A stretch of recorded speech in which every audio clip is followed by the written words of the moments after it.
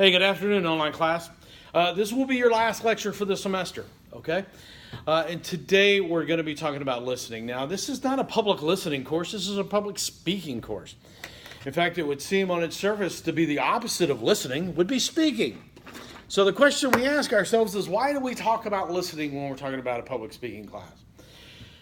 Well, you know, I've quoted Aristotle quite a number of times in this class, and I'm going to do it one more time. And this is from 350 BC.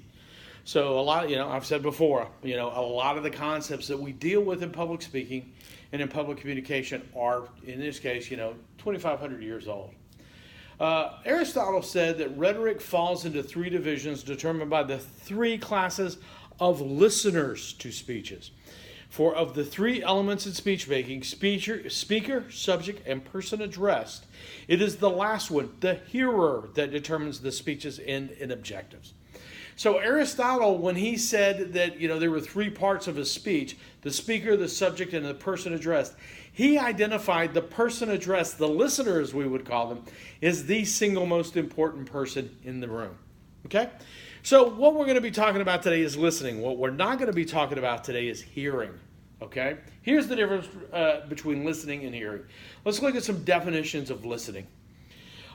Dictionary.com defines listening as to give attention with the ear, attend closely for the purpose of hearing. Merriam-Webster, to pay attention to sound, to hear something with thoughtful attention. Oxford English, take notice of and act on what someone says, respond to a request or advice. Okay? They also use the North American colloquial, listen up, as to pay attention to someone and take action. Okay?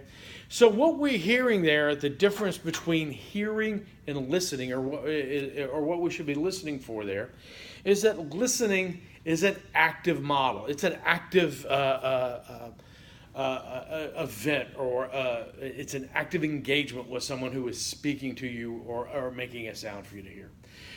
Now, we've already discussed that hearing, and let's break it down a little bit more. Hearing is passive. So we'll do it on the board. Hearing. Listening.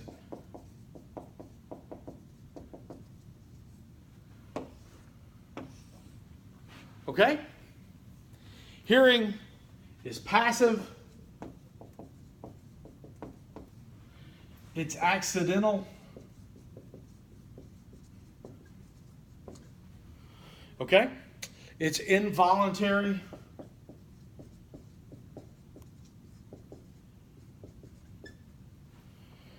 Right? And it takes no effort. Okay? Listening is active. It has intent. Okay? It involves engagement.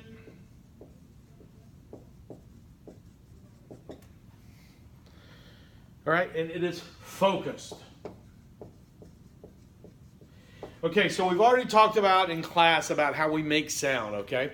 I expel air from my lungs. It goes through my larynx, which causes a vibration, which sets the tone. I then form words and sounds with my lips, my teeth, my tongue, and my hard and soft palate.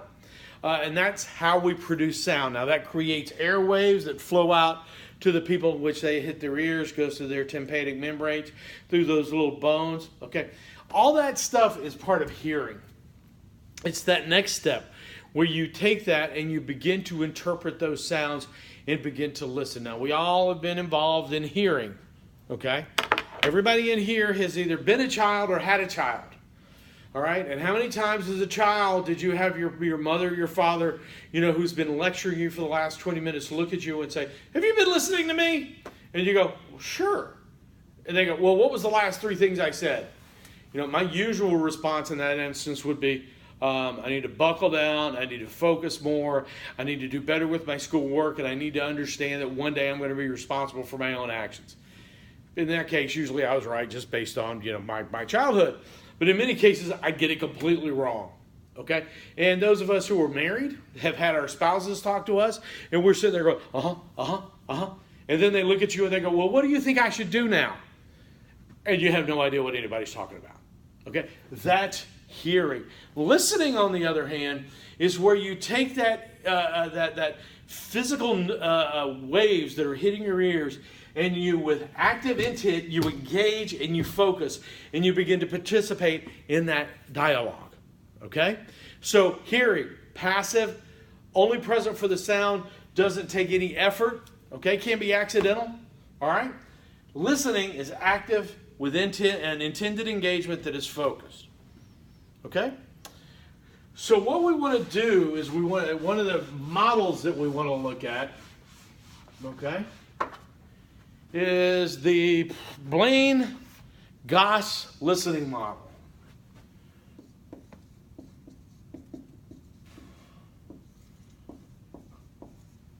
Now, Blaine-Goss, who was a professor at the University of Oklahoma in Norman, came up with this new listening model that really blew everybody's mind back in 2009.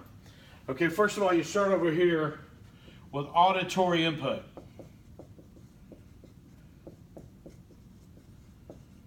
Okay, and then you start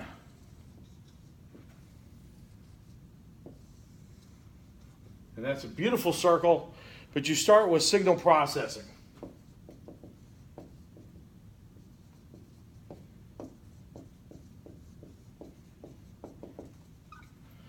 All right, by signal processing, we take segments and begin to add structure.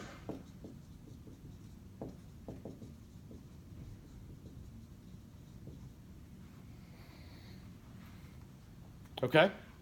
Now, signal processing is where we first sort of begin to say, hey, that's a sound I recognize and I want to tune into. For those of y'all who have ever been overseas for an extended time or outside an English-speaking country, you can be in a crowded room with people speaking Korean, Arabic, German, French, Swahili. But there'll be one person on the other side of the room that's speaking English. And you will suddenly go, those sounds are familiar. Now you're signal processing. Okay? The next loop, all right? And yes, these loops are intended to overlap. Okay, is what God's called literal processing.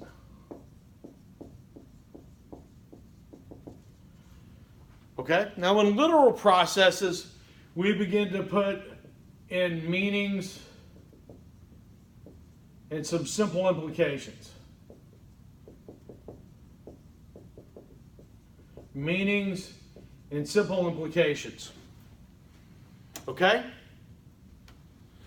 So literal processing is where you begin to get the words and turn them into some sort of you hear language. Instead of just identifying English, you begin to build sentences.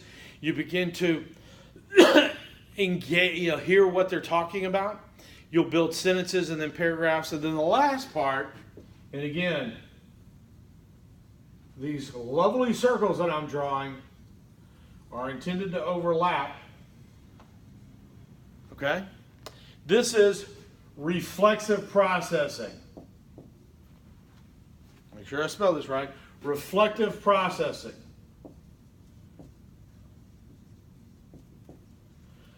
Okay? Reflective processing involves critical analysis,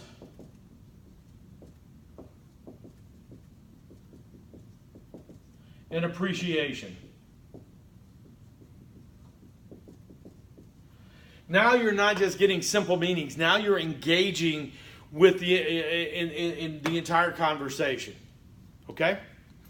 So here's what Blaine-Goss did that completely blew everybody's mind.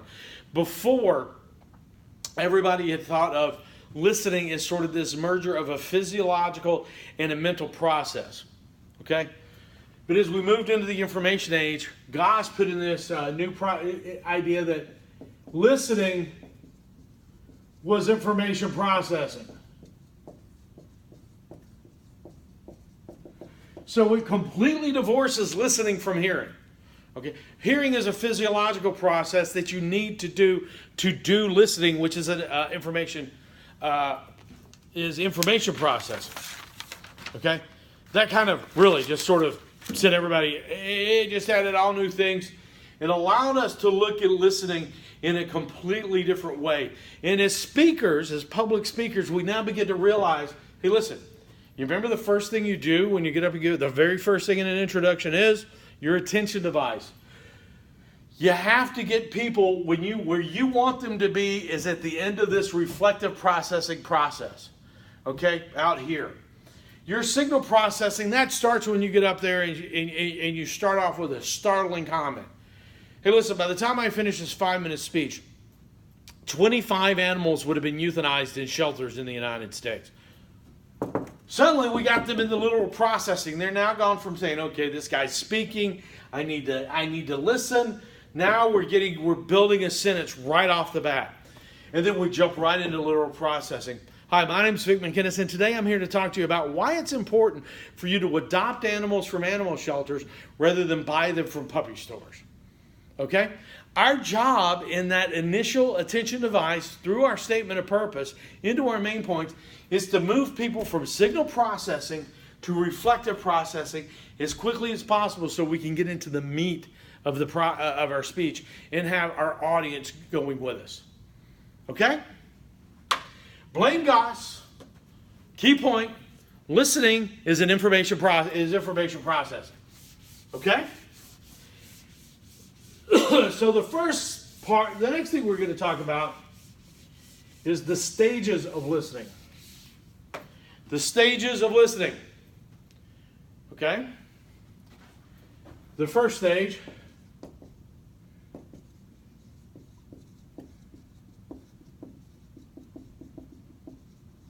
Okay, first is receiving. All right, before E except after C. Okay, receiving.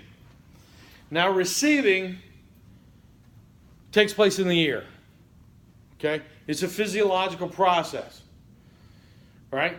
It is where we begin to isolate the message from the noise. Now, for those of y'all who have worked in broadcasting, we talk a lot in broadcasting about noise to signal ratio,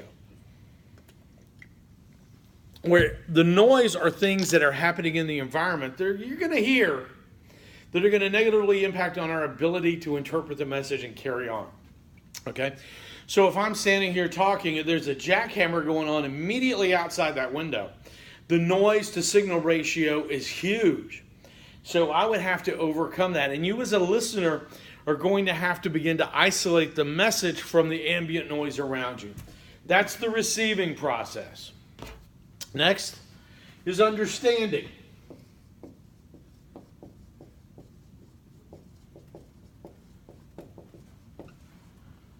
All right, understanding is where we begin to interpret the data. You remember, if it's an information process. This is where we begin to apply meaning. This is where, okay, we're accumulating all the words. Now we're beginning to understand what the speaker is trying to say to us. All right? Then the next is remembering.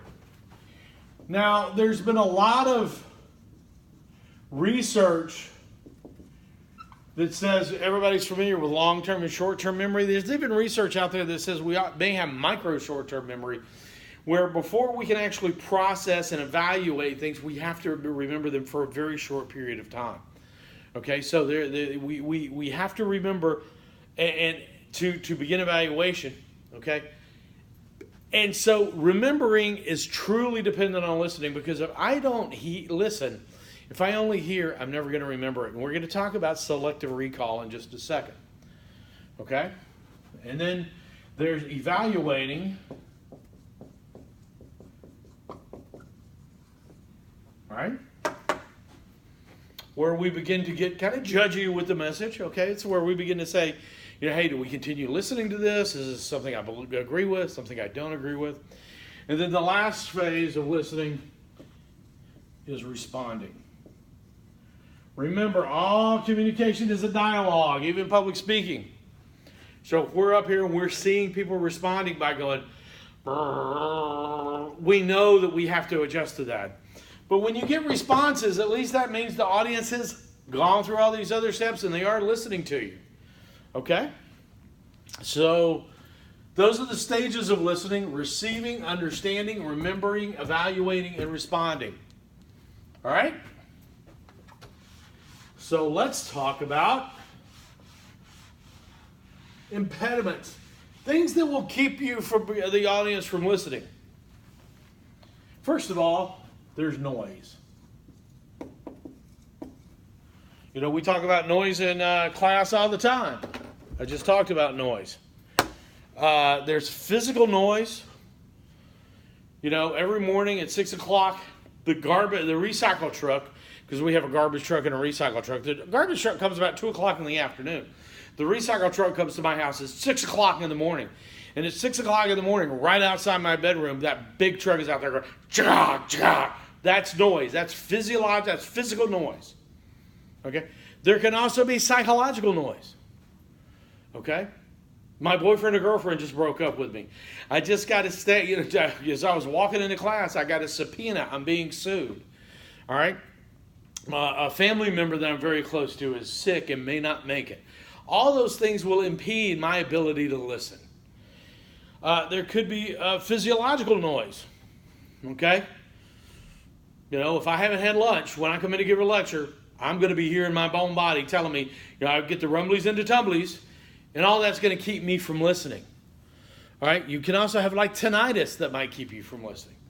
And then finally, there's semantic noise, or language issues. I will tell you, my wife grew up in Vermont, in rural Vermont. I grew up in rural Alabama. We still, on occasion, you know, she will say a phrase will come up or a language issue will come up, and I will have no idea what she's talking about. Okay, she started talking last week about the dooryard. Well, in New England, the dooryard, most houses have a side door, and that area outside that side door, it's small and just a passageway back to the back of the house. That's called the dooryard. She was asking me, well, what do y'all call that in where you grew up? And I go, it's the yard. There's no dooryard part. Okay? But that's semantic noise. Okay? There's receiver biases.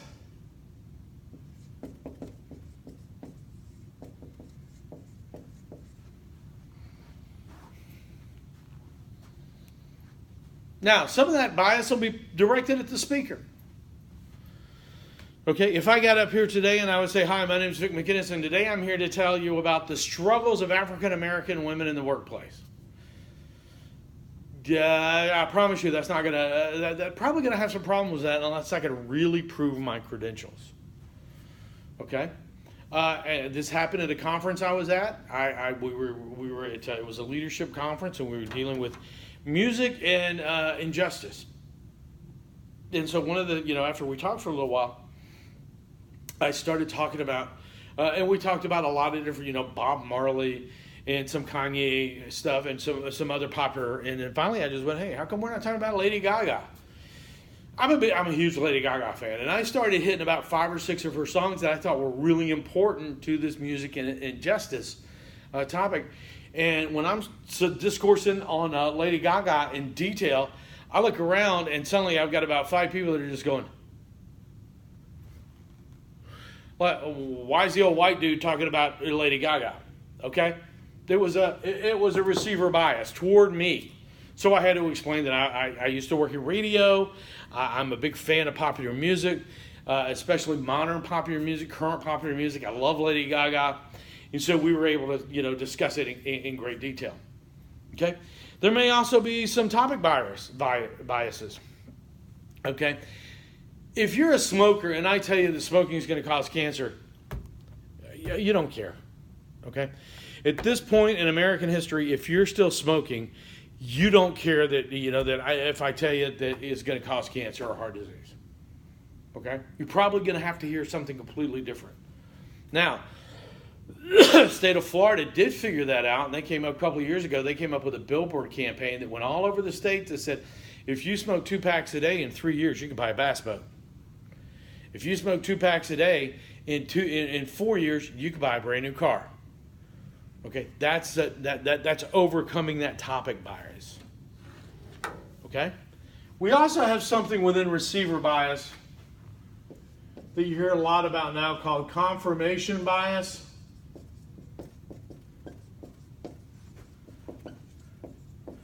Now, confirmation bias is where people will only expose it, and we're going to talk about selective exposure, where people will only expose themselves to information they already agree with. Okay, so if I'm politically conservative, I'm only going to listen to the Fox News channel. If I'm politically liberal, I'm only going to listen to the MSNBC. I'm not going to expose myself to information that contradicts things I already believe.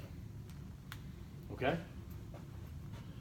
Another impediment is attention spans. Now, political speeches are growing shorter and shorter. Political speeches in the 19th century went on for literally hours.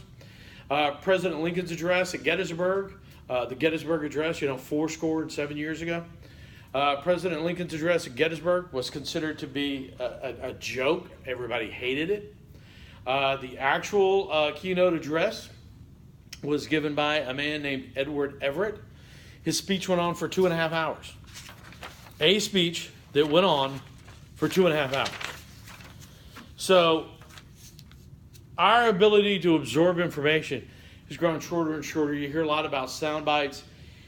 And even though, a politician will give a 30, 40-minute speech, they'll be targeting 8 to 12 second sound bites.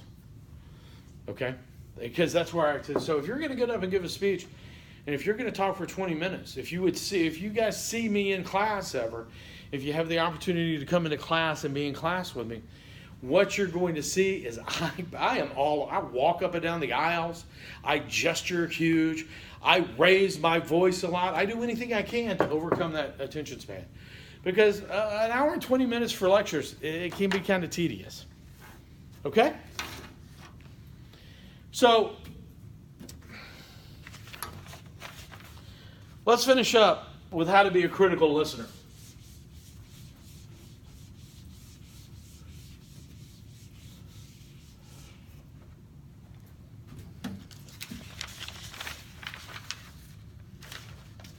Just checking to see. It seems like I'm missing some stuff here.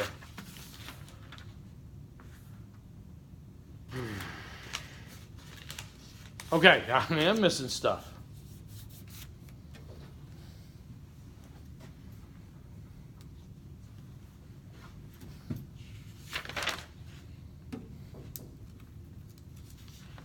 Stay with me. Stay with me. Okay. So let's talk some about listening styles.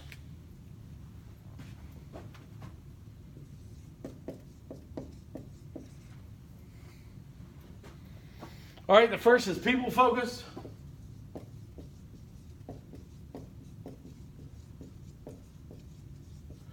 Now, a people-focused listener is someone who's interested in the speaker. They just want to hear what the speaker has to say. Okay? People-focused, we have celebrities that talk about causes all the time. You show up just because the celebrity's there. There are the ones that are action-focused.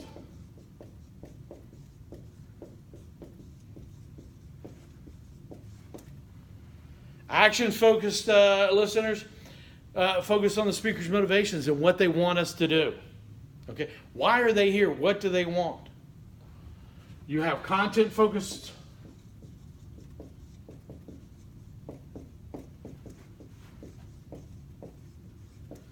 Now, a content-focused speaker is someone who's constantly asking, does the message make sense? And then finally, there's the time-focused.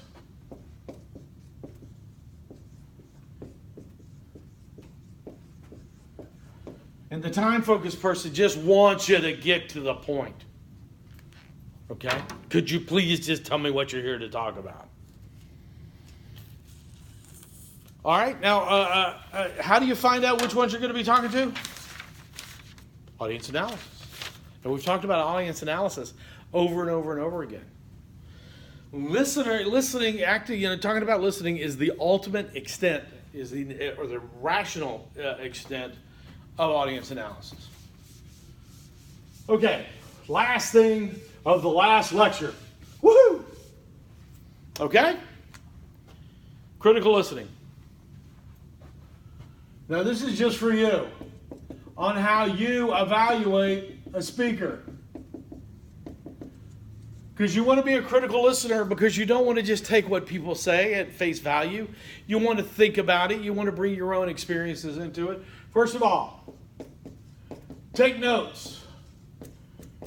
Because what that does is not only bring in a process of hearing and listening, but it also adds another process of writing. And it engages your brain 2 different ways. So that doubles your chance of remembering. Okay? This should be obvious where it's available.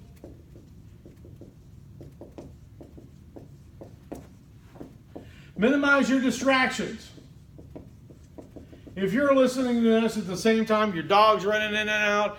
If you're listening to this while your kids are screaming, if you're listening to this while you're waiting at the DMV, if you're listening to this while someone next door is playing loud music, loud rock music, I know those young people, okay, you're not going to be able to listen as well. Distractions impact listening. Okay? Then finally, think critically.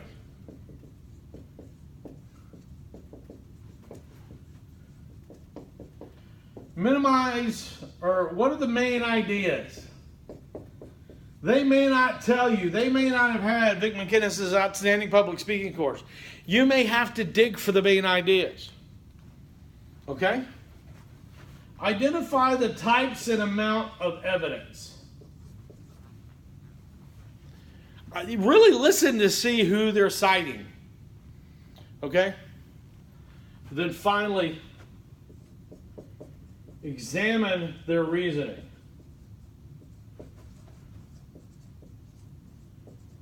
Okay. So think critically, identify their main ideas, identify the amount and nature of their evidence, and then examine the quality of their reasoning. Okay? That's listening. All right? And that's our lecture. And that's the last lecture for the semester. Okay? Don't forget to put your 5 takeaways on our discussion boards. That will be created in the next, today. And finals coming up. And 2 more speeches to do. Problem solution coming up. And the persuasives coming up. And we will be good to go. All right, everybody, take care and have a good afternoon.